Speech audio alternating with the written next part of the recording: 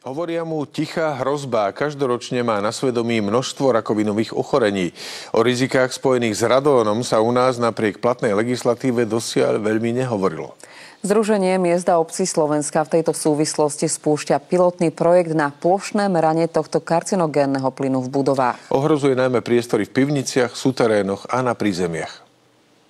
Aj keď ho nie je vidieť, počuť a ani cítiť, radón sa v mnohých prípadoch negatívnym spôsobom prejavuje na zdraví Slovákov. Radón je druhou najčastejšou príčinou vzniku rakoviny pľúc na Slovensku po fajčení. Radón sa dostáva z pôdy vlastne do atmosféry. V vonkajšej atmosfére sa rýchlo rozptýli, ale v domoch sa koncentruje a vlastne tam sa môže hromadiť. A to najmä v jesenných a zimných mesiacoch, keď sa v domoch málo vetrá. Legislatívu na boj proti radónu vo verejných budovách máme síce už od roku 2018, no prvé spoločné kroky sa začínajú realizovať až teraz. V niektorých obciach sa ho rozhodli merať a vyvrátiť možné špekulácie o jeho možnom výskyte.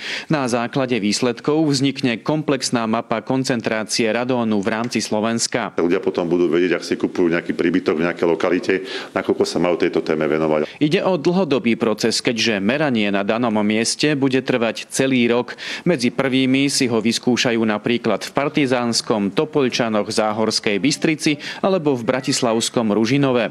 Ktoré objekty budú prvé na rane? Sú to všetky základné školy, všetky materské školy, domov sociálnych služieb a zariadenie opatrovateľskej služby. Radón si môžu merať aj majitelia rodinných domov, čo ak ho majú doma viac, ako je prípustná norma.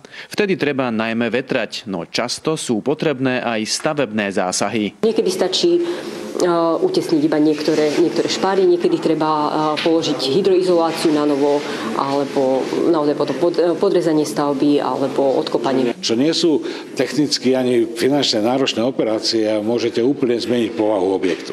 Michal Rybanský, televízia. Vo verejných budovách pribúdajú merače radónu. Ide o prírodný radioaktívny plyn, ktorý sa môže držať v prízemných budovách a v pivniciach. Cieľom je zistiť hladinu radónu a zabrániť tomu, aby sa jeho častice viazali na prach, ktorý vdychujeme. Zariadenia v týchto dňoch inštalujú aj do škôl a škôlok v Šali.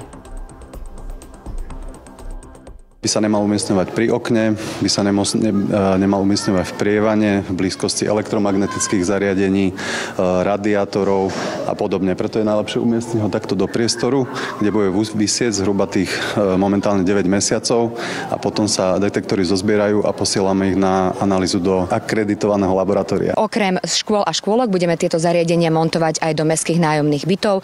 Cca 230 zariadení sa umiestni do všetkých týchto objektov a spoločnosť to bude stáť cca do 7 000 eur.